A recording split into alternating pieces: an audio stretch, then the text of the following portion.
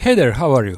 So, as a real Linux user, you already have a home server, right? And how would I know that? Well, check out this video under the fourth rule, right? So, you have to have a home server. And in order to reach your home server remotely, so that you can do your maintenance, remote access it in a very secure way, right? One of the best ways to do that is by having a VPN access to your home, right? So let me show you how I did it and what is some of the better ways of doing stuff like that, like reaching your private home over the internet in a secure way, right? And I'm going to present something relatively affordable and easy to configure. Okie dokie. Let's go to, where are we? This is my client PC. Let's disconnect this screen for a second. Okay, so first of all, what you are going to do is you are going to have Mikrotik router in your home. It is what it is. If you have Mikrotik at home, use one of those and configure Wireguard VPN on it, and I'm going to show you how. If you don't have Mikrotik, you can also use your Linux server as a router at home, because Wireguard is essentially a Linux VPN first and foremost. So we are going to go with that. So once you are on your own Mikrotik, and of course I'm not going to show you my keys, you're going to go and make a new Wireguard, but not under peers. You're going to go under Wireguard, make a new one, right? Give it a comment, make it enabled, give it a name. In my case, it's going to be called Wireguard 1, but this doesn't matter too much. And the default port, you can leave it as is, unless you want to make it a little bit more secure by invoking some of the obscurity, right? So you can shuffle the port to whatever you like. But do take note regarding which port you have used, right? So once you have created your interface, it is going to look like this, right? So you can leave the MTU as is and the port as you have enabled it, and then you're going to have a private key and a public key pair, right? So once again, I'm not showing you either my private or public keys, but you're going to see them on your own interface, right? Do make note on what your, let's call it VPN server, right? Do make note on what your public key is. The private key can remain stored on your Mikrotik, but the public key, you have to sign it. You have to not sign it, you have to write it down somewhere, like copy paste it to Kate or something like that. So what you're going to do next is you're going to go to the peers tab. So in peers tab, you have to create a new peer, right? And let me go ahead and show you my first peer already configured, so you can see how it looks like once it's done. So what is important here is that in the public key of your first peer, this is going to be your first laptop, or if you're connecting your phone, then the public key of your phone, right? Here is that you're going to type the public key of your laptop if the laptop is the first road warrior that you're connecting remotely over VPN to your Wireguard enabled VPN home, right? So we are going to get to the point where we are actually having the public key of your laptop, but for now let's just type the IP address of your incoming peer, right? So what you're going to do is you're going to type an IP address of your peer, and this must be in the same subnet where you have placed the IP of the Wireguard. And how do we know that? We are going to go to the IP addresses, right? And here, let me spread this for a second. Here you're going to see WireGuard interface, right? So what you're going to do here, go to the new button, and when you create a new one, then you're going to, let me just move it around, you're going to select WireGuard 1 interface, which you have enabled or created in the first step, right? And you're going to invent a subnet, a private subnet that is for your WireGuard interface, right? So you can put any network and subnet that you like, but make sure it has it should have some meaning to you, right? So what I did is I have made 192.168.98.1 for the Mikrotik, right? And /24 for 255 addresses. This is like a default setup, nothing fancy, nothing special, but it will do its job just right. So once you have the .1, you can put whatever IP that you like, right? But once you have an IP of your VPN server, which is Mikrotik in this case, then you're going to put the next one for your first peer.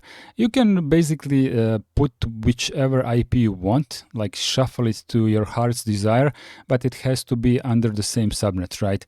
And also it has to have the mask /32 as it is just one IP address for the allowed IP address that this peer is going to assign to itself, right? So if this peer attempts to assign to itself something else, it will not be allowed to do that.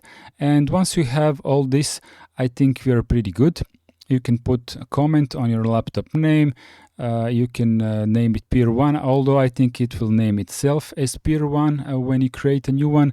And basically we are somewhat done with this one, but we still are missing the public key that you haven't generated. So let's go ahead and quickly switch to our laptop, right? Okay, so on your laptop, use VG command to generate a private and a public key pair. So don't worry about this. Let me just show you how it looks like after the generation has been done.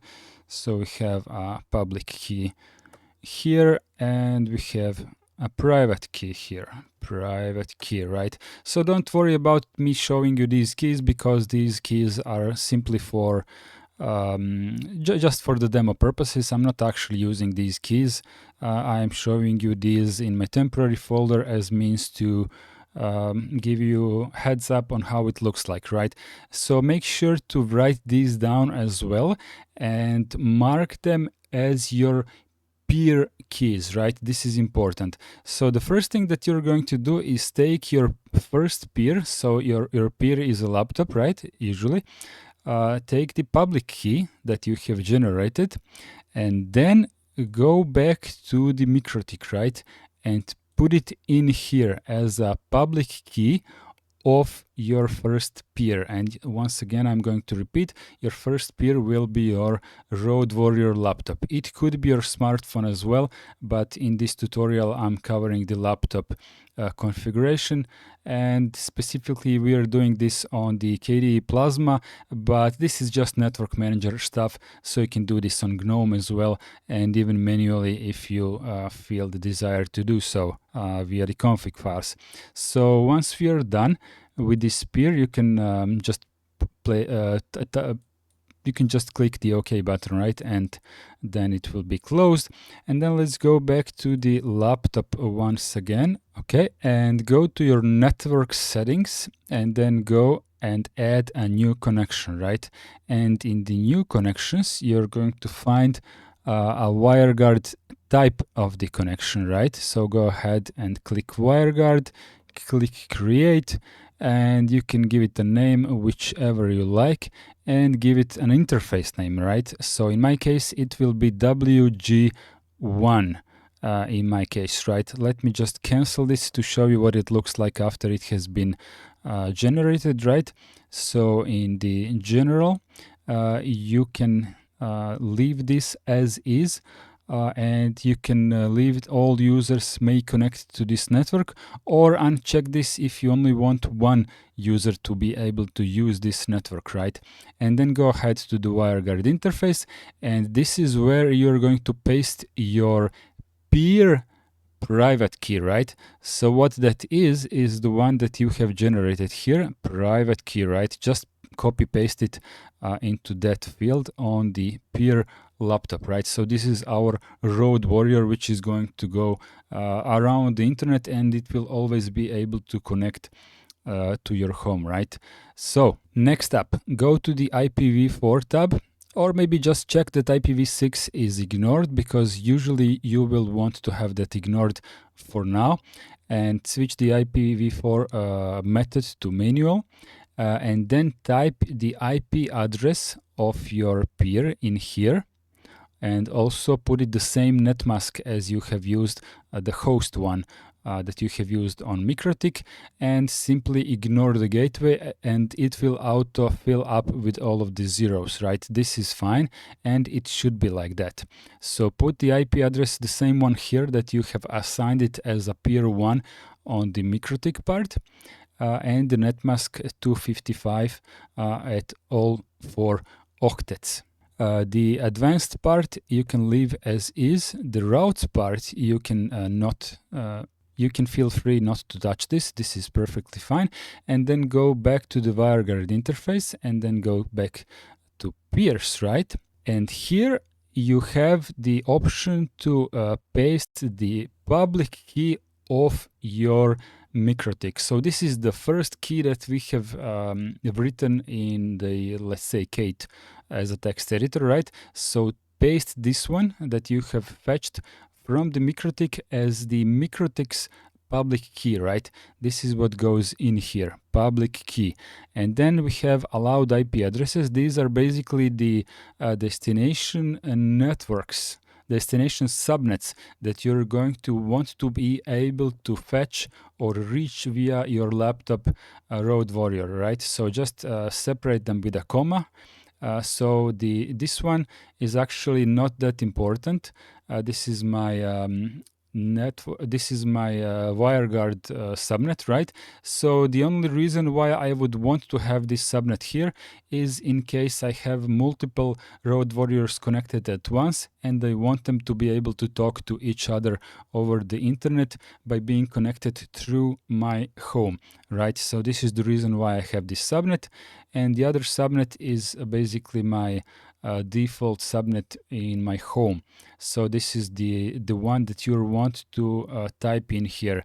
Check which subnet is on your home LAN, and basically where your home server is, so that you will be able to reach it. So type the same subnet here, and simply go to the endpoint address, and this is where you're going to type the dynamic hostname of your Mikrotik, right? And where you're going to find that is by switching back to the Mikrotik configuration, go to quick set, go to VPN. This is the quickest way to see it, right? Don't enable VPN access here. This is not WireGuard. Just check what the VPN address is. This will always be the unique hostname of your unique dynamic hostname of your Mikrotik router, right? So the important part is that your Mikrotik needs to be on the public IP, right? You have to talk to your internet service provider in order to switch your default network router that they have shipped to you into the bridge mode, and once they do that, you will be able to configure your Mikrotik to be your main router, right? And it will have the public facing IP address, so this will be fine. This part here is basically your serial number of your Mikrotik, so of course I'm not showing you that either, but basically this is what you're going to copy paste into the road warrior configuration, right? So let's go back to my laptop here. Okay, so simply paste that here, your public facing IP address of your Mikrotik, and in my case it's a dynamic hostname because my IP address keeps changing all the time. Endpoint port is the same one that you have configured in the Mikrotik, right? In my case it would be the default one, but you can switch it, right? And the rest you can leave as is. Then press OK, and we are done with the configuring of the laptop. So one more thing that you need to do is go back to Mikrotik itself. Turn this off. Turn this off as well, and then go back to your firewall rules, right? So IP and firewall here, right? These are your firewall rules. Whatever you have here, it is fine. So first things first, you're going to put accept the incoming connections for the WireGuard, right? Go to the chain input. This is very important. Use the UDP as protocol, and the destination port, the one that you have used for the WireGuard VPN connection. Anything else is not important here. Press OK to create this filter rule, and it has to be somewhere in the beginning of your configuration. So if it ended up on the bottom, simply drag and drop it to the beginning as far as you can, because this is important, and then go to create the next one, right? Just click the next rule, and it will be like this. Also put it in the input chain. The source address must be your WireGuard VPN subnet. So the same subnet that you have used for the Mikrotik WireGuard IP address and the peer WireGuard IP address, you are going to put the same subnet in here. Just name it properly, right? So the .0 in the end, because we have /24 subnet, right? The last octet will be .0, so this is our subnet, and nothing else matters here. Just click OK to apply this, and you should be good, right? So what you can do now, because you have configured everything that was important to be configured, you can go back to WireGuard, you can go back to peers, right? And go back to your laptop. Okay, go back to your laptop, and you can just click on the wireless here. I am connected via my hotspot as my phone, right? You can just click here and choose your VPN connection and tell it to connect, right? You can also go ahead and click connect here if you want, and it will say connected, right? And if we switch back to my Mikrotik quickly, you will see that the last handshake was 12 seconds ago. This is because we have just connected. And once again, I'm going to go back to my laptop and go here quickly, right? So .2 is my laptop, right? Of course, I'm responding to myself. .1 is our Mikrotik, and of course it is responding because we are connected. And let's go to another subnet. And .10 is one of my home servers, right? So there you have it. This is basically everything that you need to do in order to configure your WireGuard. I have actually wanted to show you how to do the VPN thing with OpenBSD as my new router, but I got stuck with acquiring a proper second network card for my new router server, which is x86 based. It's a small server, right? But it is what it is. I cannot wait to release this tutorial for some other day because I'm lacking some hardware, so I went with Mikrotik, and I'm going to use this opportunity to thank everyone who has been supporting me, and also the guy who has ordered my first mug today. I have saw it. Thank you very much for supporting me, and cheers to you, man.